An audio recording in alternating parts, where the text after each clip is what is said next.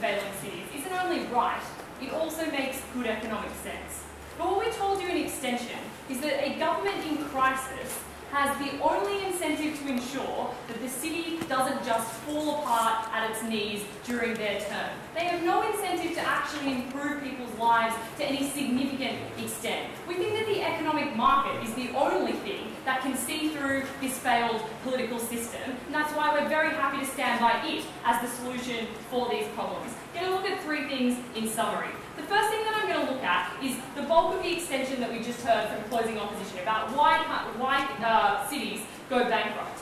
The first thing that they told you is that the causes of bankruptcy are really, really obvious, like in Detroit and New York.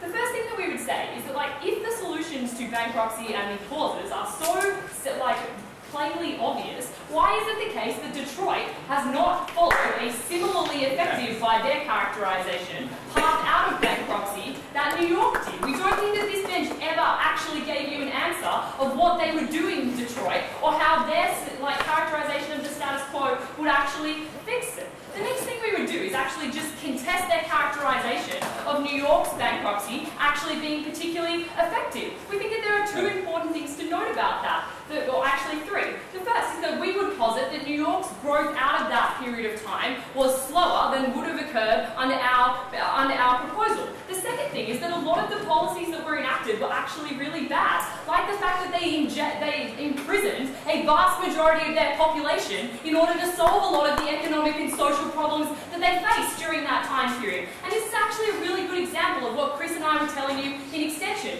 Giuliani has an incentive to imprison swathes of people so that at the end of his term he can say, look, I cleaned up the street, crime has gone down, the city is saved. But that would not be true of a corporation that had to be there for 25 years, presumably still when those people get out of jail. Because that corporation has to look longer term into the future, we think that they're better than this.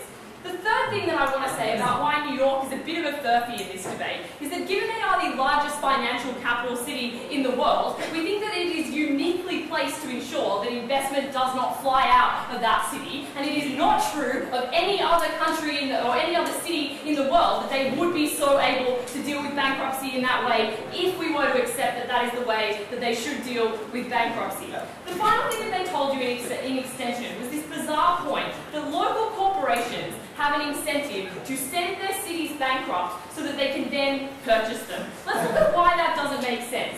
Presumably, those corporations, in the course of destroying the city they do business in, will also reduce their own revenue and reduce their own share price. That makes it almost impossible for those companies to then bid competitively at an auction that would allow them to buy that city that they have then driven into the ground. But the final thing to note about this part of their extension is that it did not deal with any of our analysis about how those corporations and equally unions have a disproportionate amount of power in those cities already when that government is in crisis. So we don't even think that that analysis was responsive to what we brought you. No thanks. The next thing that I'm going to talk to you about is the idea of what type of services are going to be delivered in these cities. We're going to look firstly at the incentives of government. We think that the first thing to note is, again, not something that was responded to from our extension. We told you that given that people in these cities are particularly pessimistic about politicians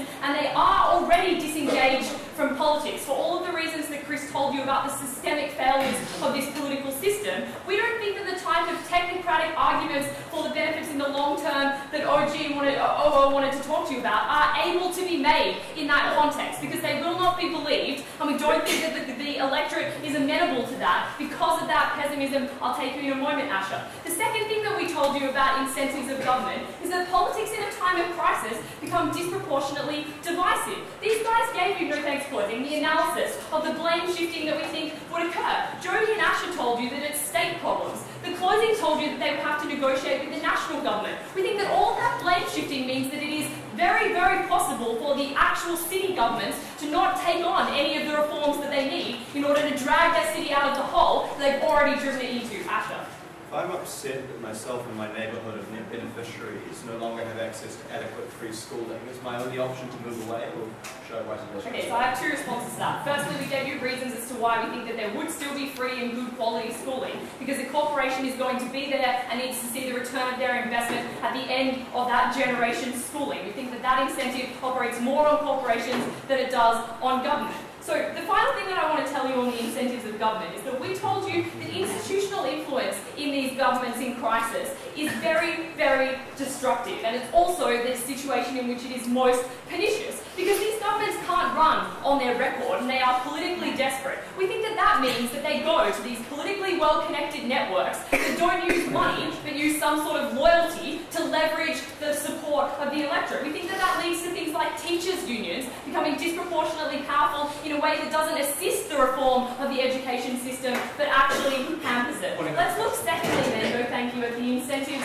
of corporations in these cities. Because what the opening told you is that the corporations will cut services because some services need to be cross-subsidised. We don't think that that's the case for a number of reasons. The most important one that we told you in extension was that there is a significant incentive operating on corporations to provide services for the poor that allow them to become economically empowered. Because that is where those corporations are going to get the greatest marginal return. Because like making a whole lot of poor people more economically mobile, we think is where you're going to get most of your revenue from, rather than trying to make the wealthy richer, which we think is a harder project in these areas. We would also say that these guys wanted to tell you at closing that, you know, the poor, it's really bad for the poor because they can't leave. But that's exactly why the corporations are going to cater to them. Because the poor can't leave and they're not currently paying taxes, and they're the group that will provide the greatest marginal value to that corporation in the long run, we think they will invest in those things. The only reason why you would ever go into one of these cities if you are a corporation is because you have an evidence-based way of making a revenue at the end of 25 years. We think that that leads you to have two very clear incentives. Firstly, to have as many people in your city as possible, which means you want those people to be happy, and secondly, to maximise their income. We think the capacity to maximise the income of the disempowered is far easier to do than to maximise the income of the rich, which is why we think this is a proposal that does that to the poor, but also is a proposal that reduces institutional influences that are currently corrupting governments in power. So we're very, very happy to propose this one.